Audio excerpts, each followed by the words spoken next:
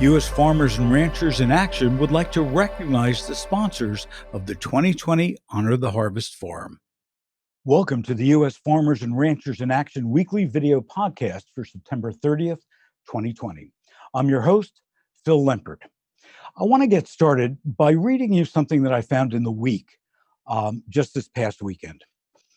This talks about farmers, what farmers are like, why they're so important, and let me just read it. When a North Dakota farmer had a heart attack, his neighbors teamed up to help him harvest his crops. While Lane Unum was harvesting his wheat and canola, the combine caught fire. Lane went into cardiac arrest and was rushed to the hospital. While he was recovering, 60 farmers showed up at his place, determined not to let his crops go to waste. With 11 combines, 6 grain carts, and 15 tractor trailers, the group harvested over 1,000 acres of his crop in just 7 hours. You help your neighbors out when they need it, family friend Jenna Bindy said, and you don't expect anything in return. My guest is Rick Naerebout, the Chief Executive Officer for the Idaho Dairymen's Association. Rick grew up on his family's dairy farm in McBain, Michigan, where he learned the value of hard work, integrity, and an appreciation for agriculture that can only be learned on the farm. Rick has been with the Idaho Dairymen's Association for over 15 years, assisting with the association's environmental, legal, economic, legislative, and stewardship efforts.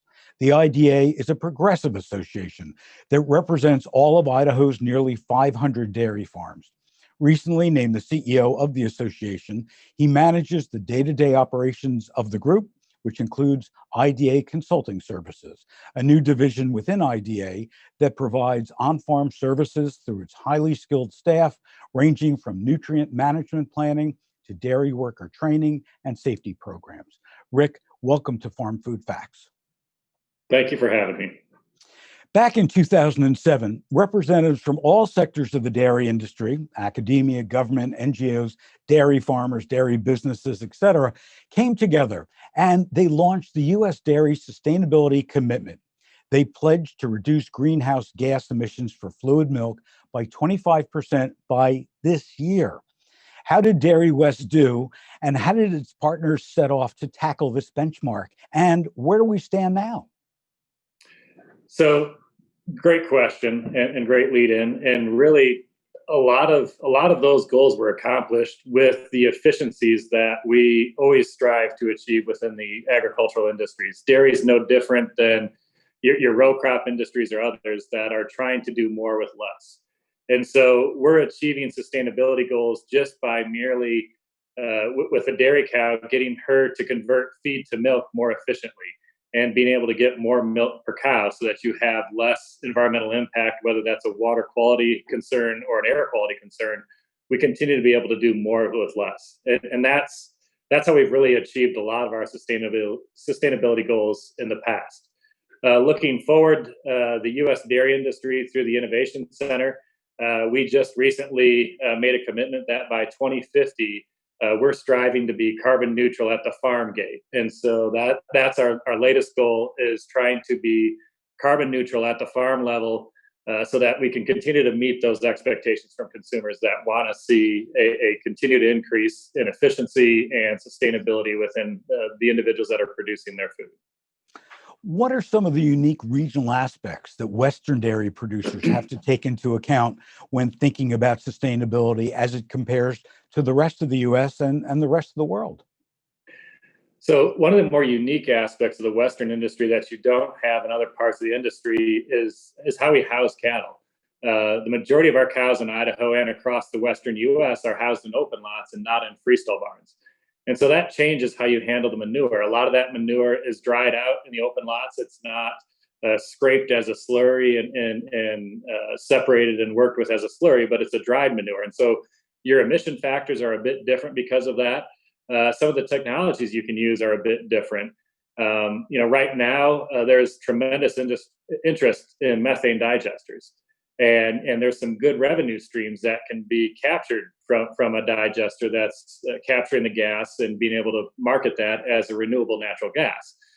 And so that's a disadvantage right now that some of our Western operations don't have, because you're drying that manure in the open lot. You don't have as much slurry as you have in a freestall operation. So some of those, what typically have been great efficiencies for us in the West, they create a few hurdles for us when it comes to trying to figure out how do we meet these expectations. A digester, it's not going to be a huge change factor when it comes to mitigating emissions, but it does create a significant revenue stream.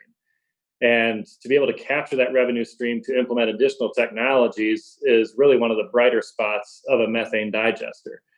And so it's not that digester technology changes the emission factors significantly, but it introduces the extra revenue needed to be able to capture some of those other technologies and implement them at the farm level.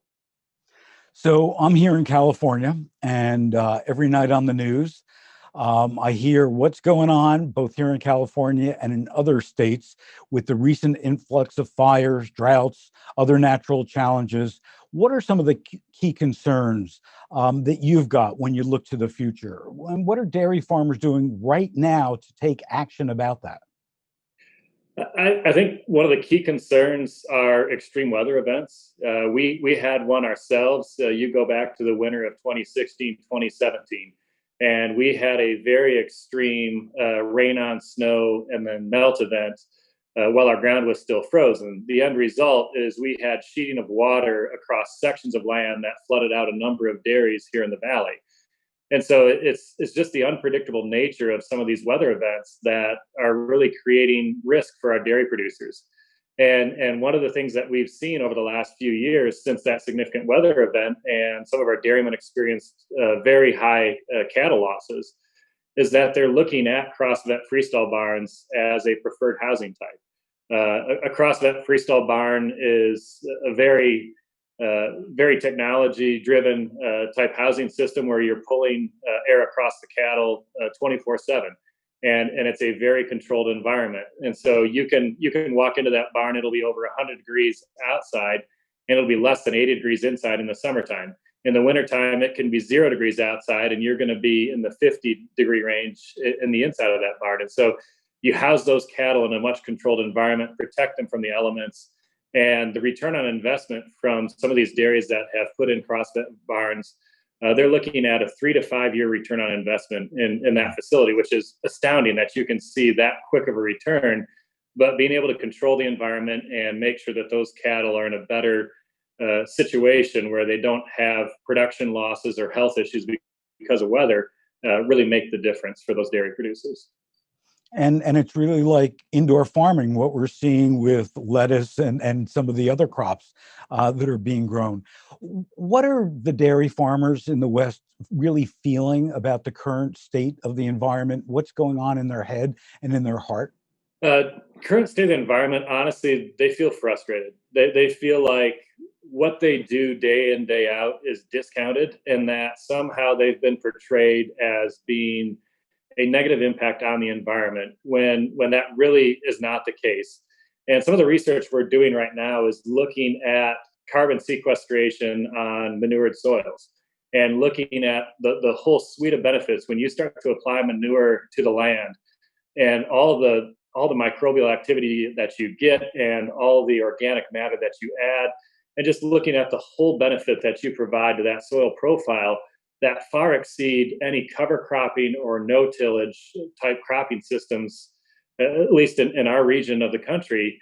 Applying manure is the single best thing that you can do to improve soil health. And it's things like that to dairymen and to farmers, that's just common knowledge. But the general public, they're so far removed from the everyday life of what happens on a farm, and to understand that manure is the original fertilizer, it just becomes frustrating for the average farmer and the dairyman in this country to feel like what they're doing and their legacy and everything that their family has worked for generations is somehow perceived as being negative now, when it really could be nothing more than just some of the most beneficial hard work and some of the most beneficial practices that we see out there. And I think in a lot of cases of consumers, they're they're confused, they don't have the knowledge. And one of the things that I think they're most confused about is that term sustainability. How do dairy farmers define sustainability and measure what sustainability really is on the farm? So there's many ways to measure sustainability. The one that comes first to mind for our dairymen is economic sustainability. We typically in Idaho lose 25 to 50 dairies a year.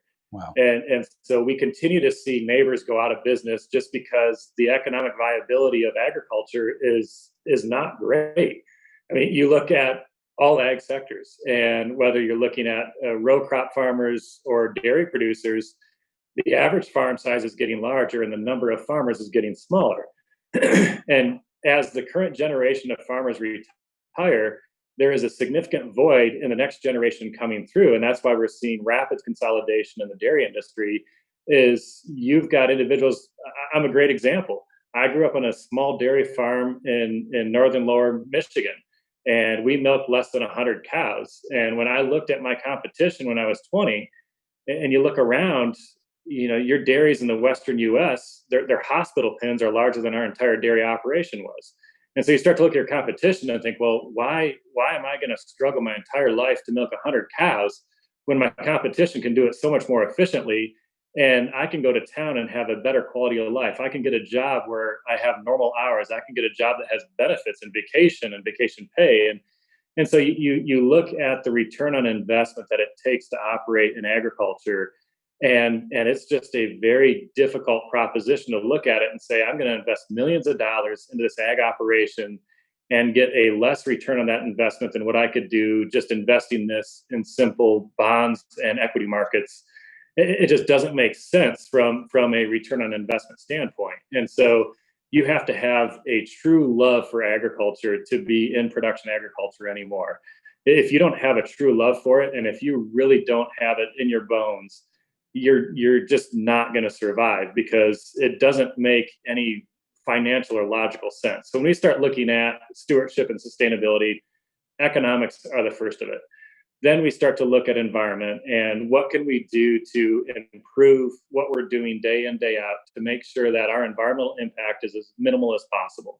And how do we become, instead of being perceived as a negative when it comes to carbon accounting, and trying to determine, are we net zero or better or worse, how do we become a solution in that conversation? How do other industries look to the dairy industry and say, you know what, I can get that dairy producer to sequester carbon in their operation, and I can buy credits from that dairyman through that carbon sequestration.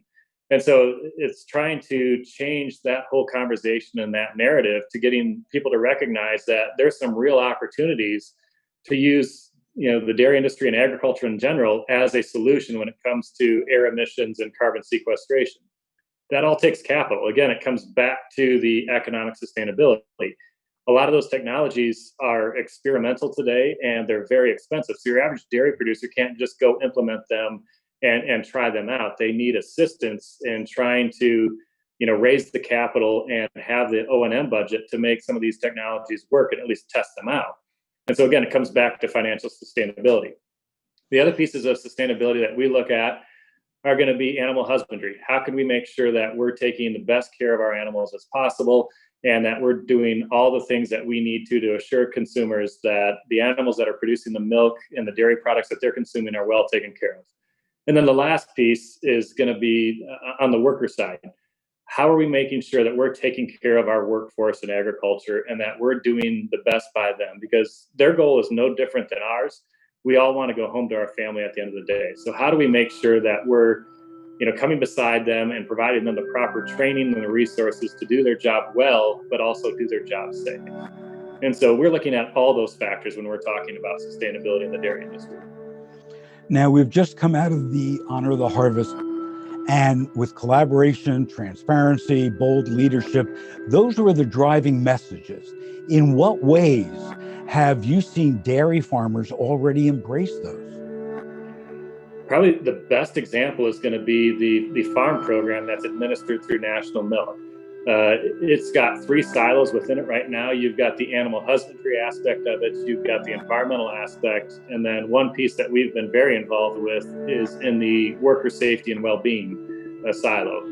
So again, looking at those same things that I just talked about, and trying to make sure we're doing things right at the farm level, but then also give the buyers of dairy and ultimately the consumers transparency back to the farm level through second and third party verification, to be able to make sure that what we're doing, we're actually doing at the farm level, and that it's not just an exercise of checking a box but not really taking it to heart. We've got that verification process in place to be able to give people assurances that what we say we're doing in U.S. dairy, we really are doing. Rick, thanks so much for joining us today on Farm Food Facts. Appreciate it, and keep up the good work. Okay, thank you, and thank you for the opportunity. U.S. Farmers and Ranchers in Action would like to recognize the sponsors of the 2020 Honor the Harvest Forum. Our movement sponsors, United Soybean Board and National Pork Board. Our presenting sponsors, Wells Fargo and Cargill. Our gold sponsors, Bayer, Dairy West, Nebraska Soybean Board, McDonald's, Nutrien, and the Foundation for Food and Agriculture Research.